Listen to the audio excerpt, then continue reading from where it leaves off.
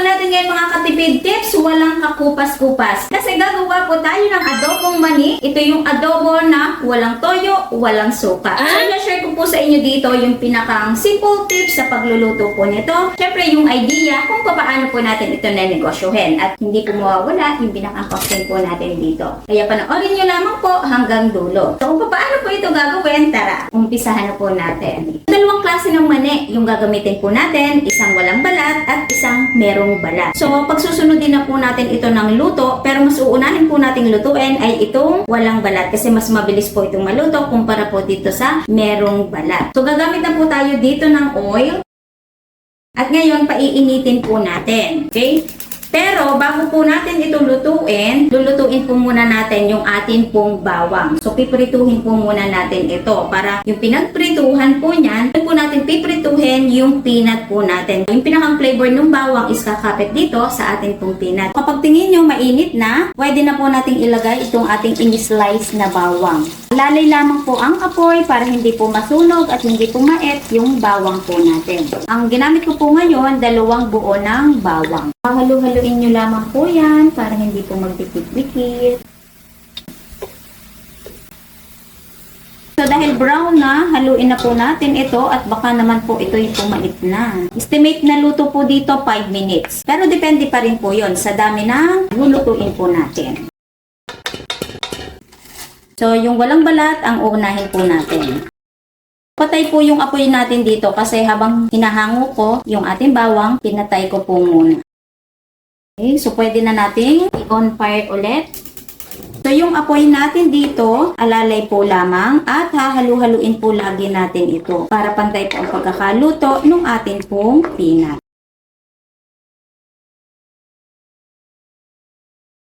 So after 10 minutes, okay na po itong ating mani. Kung mapapansin nyo, brown na po yan. At ang isa niya pa pong palatandaan, pwede nyo pong tikman. Kapag hindi na lasang hilaw yung mani, so ibig sabihin, luto na po ito. So hahanguin na po natin. Kasi ito, maluluto pa po yan sa init po ng ating oil. So patayin muna natin yung ating apoy para hindi po tuluyan na brown pa. Kasi baka naman po pumait. Tapos ito, habang lumalamig, lulutong po itong peanut. At yung inyo pong paglalagyan, lalagyan nyo lang ng tissue para yung oil is masipsip pa.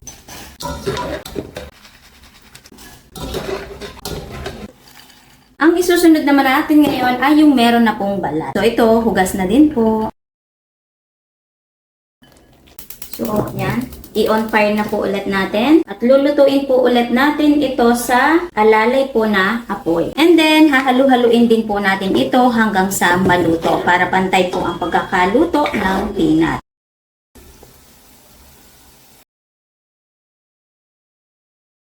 Okay, so after 12 minutes, okay na po yung peanut at pwede na po natin itong hanguin. Yung apoy po nito, pinatay na po natin kasi sa init po ng ating oil, ito po ay maluluto pa.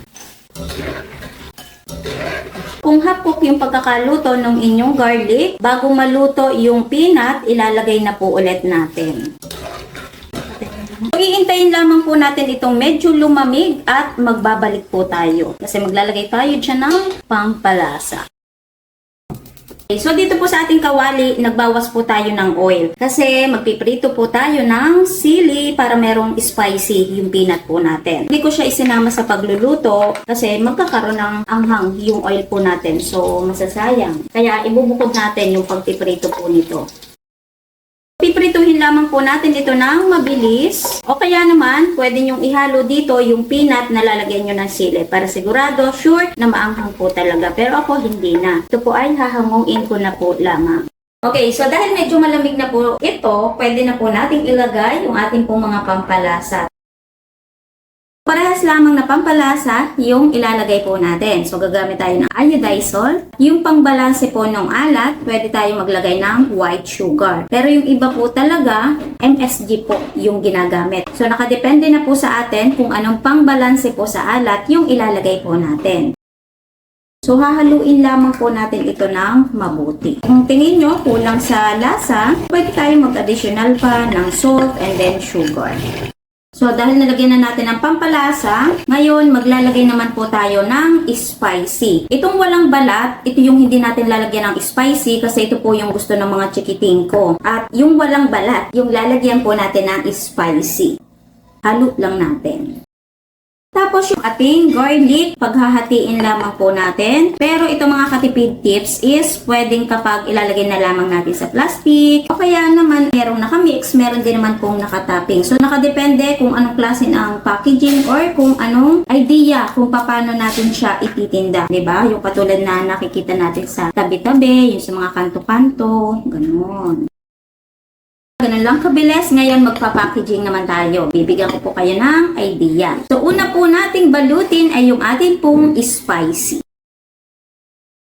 Yung packaging na gagamitin po natin dito, so ito yung kalimitan na ginagamit po sa mga tindahan. So ang size po nito ay 3x4 and then Dura Plus po yung pinakang brand po nito. Ito yung makapal po yung pagka-plastic. So yung ilalagay po natin dito, estimate 2 tablespoon at tumitimbang po ito ng 15 grams. Okay? So ganito po kadami yung ating 2 tablespoon or 15 grams. So ito, iriripak ko lamang po lahat.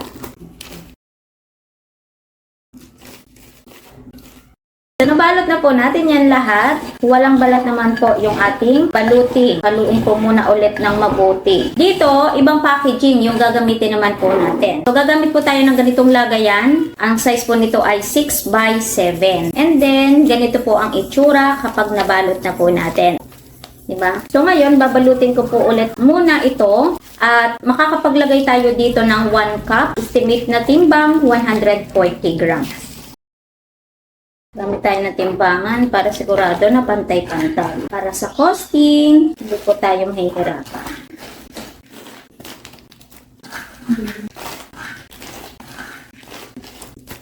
So ngayon magsisil na tayo. Gagamit po ako nito. Pero may ginagamit tayo. Yung kulay blue yung dati kong ginagamit. Ito, walang parang sensor. Kaya kayo ang magbabalance. Kumbaga kayo ang titimpla nung init. Kapag mainit na, pwede naman po natin itong i-off.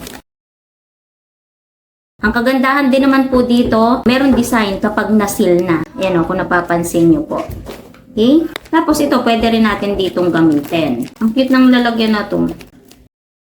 Patulad ngayon, nawala na yung init niya. On ulit natin. So ito po talaga, tsatsantsahin nyo. Gagamayin nyo yung inyong sealer.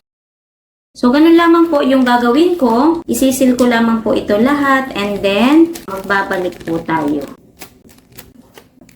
Kapag nasil na natin, ilagay lang natin dito. So, magupit lang kayo ng karton. Sa mga pangtindahan, di ba, ganito yung ginagawa. Stapler lang natin dyan.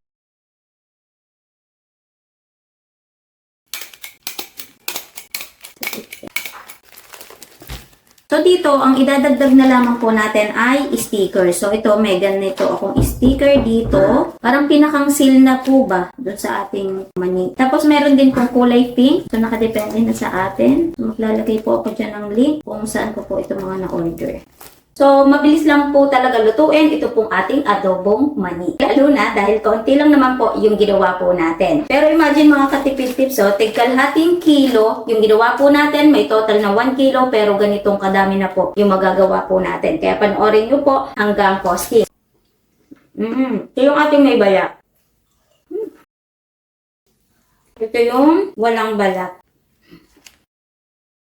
So, yung ating merong balat at walang balat, so parehas masarap yon, tamang-tama yung ating pagkakaluto. So, madali lamang naman pong inegosyo itong ating peanut, lalo na kung araw-araw po natin ginagawa. Kasi kumbaga, magagamay na natin kung ilang minuto nating lulutuin. Kasi ayun lang magiging problema po natin kapag napapait yung ating peanut. So, kapag nangyari po yun, naku, wag na po kayong manghinayang. Kasi, posibilidad na mawalan tayo ng customer kapag mapait po yung nabili po sa atin. So, yung oras na sinabi ko po kanina nung niluto po natin. So, saktong-sakto po yun dito sa tig-kalahating kilo na ginawa po natin. And then, yung inilagay po nating asin at saka asukal. So, balancing-balansi yung lasa at saktong-sakto yung lasa. So, maganda siyang negosyohin kahit nasa bahay po lamang. Kahit nga mga estudyante, pwedeng-pwede po itong gawin. Pwedeng itinda. Kasi nung elementary, nagtinda din po ako nito. And then, kung nagtatrabaho na tayo, pwede nating ipa-order sa mga katrabaho natin, ka-opisina po natin, pwedeng-pwede. So, pili lamang tayo ng tingin po po natin aangkop na packaging dun sa pagtitindahan po natin. Okay? So ngayon, ang magiging tanong naman, natitipid tips, so magkano po ang magiging puhunan. So ngayon, bigyan ko kayo ng mabilisang costing dito sa ating adobong mani. So magkukosting pa rin po kayo ng sa inyo ha, kasi iba't iba nga po tayo ng lugar, so magkakaibang presyo yung mabibili po natin. Ngayon, pag-iisahin na po natin yung pinakang costing, kasi parehas lang naman po ng presyo. Yung 1 kilong mani, mabibili ko ng 130 pesos. So medyo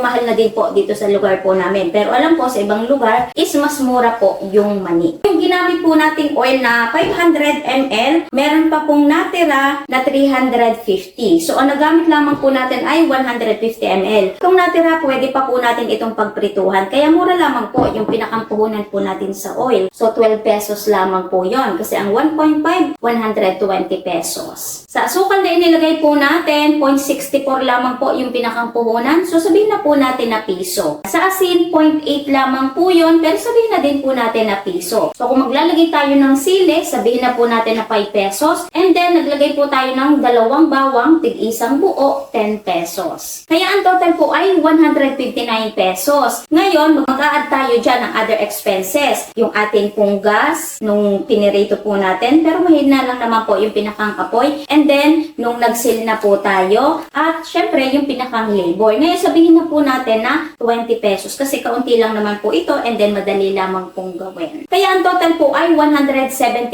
pesos. Ngayon, i-divide po natin sa dalawa kasi i-costing natin yung walang balat at saka yung merong balat. At ang kalalabasan po nun, 89.5 yung pinakang puhunan po natin. Ngayon, ang tuusin po muna natin ay yung meron pong balat. So, sabihin na po natin na 90 pesos dun sa ating mani. Pero mag-additional po tayo doon ng pinakang plastic po natin, yung packaging. Yung ating plastic, nung nag-stapler tayo, and then yung karton, ito naman pwedeng libre na kasi pwede na tayong gumupit dyan sa bahay. Sabihin na po natin na 10 pesos dito sa nagawa po natin na 35 pieces kasi mura lamang po yung pinakang plastic nito. Mabibili ng 12 pesos to 15 pesos, 100 pieces na po yon. Kaya ang total po ay 100 pesos. Ngayon, i-divide po natin sa 35 pieces na nagawa po natin at ang kalalabasan po nun, 2.85 po yung pinakang puhunan po kada isang piraso. So ito, pwede natin siyang ibenta ng 4 to 6 pesos. Pero ako tutuusin ko sa 5 pesos. At kapag minus po yung pinakang puhunan, posible po tayong tububo ng 2.15 po kada isang plastic. So kapag itinames po natin yun sa 35, tutubo po tayo ng 75.25 dito po sa kalahating kilo. And then, kung gusto nyo yung mas mabilis nating maibenta, malay natin, di ba, doon tayo suswertehin, yung i-alok po natin sa mga tindahan. Isang haba, maglalagay kayo dyan ng 10 pieces, pwede nyong ibenta ng 40 pesos. Tapos yung may tindahan, pwedeng ibenta ng 5 to 6 pesos. Posible na tumubo sila ng 10 pesos or 20 pesos kada isang laylay. So, dagdag idea po iyon kung paano po natin ibebenta. And then, ngayon, natuusin naman po natin ay yung walang balat. So, 90 pesos. And then, sa packaging po natin, 10 pesos din po. Kasi itong isang plastic na to, pumapatak ng piso hanggang 1.3. And then, nakaapat tayo. Ngayon, saktuhin na po natin na 10 pesos din kasi gagamit tayo ng pinakang sticker po natin. So, may total din na 100 pesos. I-divide natin sa apat na nagawa po natin. So, may puhunan na 25 pesos po kada isang lagayan. So, ito pwede nating ibenta ng 40 pesos. So, mura na ito mga katipid tips ang 40 pesos. Ang ganda ng packaging at marami na din po ito. So, yung 40 pesos na bentahan, minus natin yung pinakang puhunan. 15 pesos po. Ang tutubuin po natin kada isang lagayan. Ngayon, i-times po natin sa apat na nagawa po natin. 60 pesos ang posible po nating tubuin sa kalahating kilo kung ganito po yung gagawin po natin. Kapag tinuos na po natin lahat, yung posible po natin tubuin dito, pagplasin po natin at posible po tayong tumubo ng 135 pesos po sa isang kilo. O, diba? Imagine mga katipid tips, isang kilo lamang po yan, pero 100 plus na po yung posible po nating tubuin. Magandahan dito, madali lamang siyang lutuin, and then kapag pakripak na natin, pwede siyang ma-stock, diba? Basta isisi lamang po natin ng ayos para mas matagal yung pinakang shelf life. So, basta dito, sinamahan natin ang sipag, diskarte, at consistent, so hindi po imposible na kumita po tayo sa adobong mani. Diba? Ang daming titinda ng adobong mani kasi malaki po ang posible po ditong tubuin. So, ngayon, kita-kits na lamang po ulit sa ating mga negosyo ideas, mga susunod pa. Okay? So, abangan nyo po yon.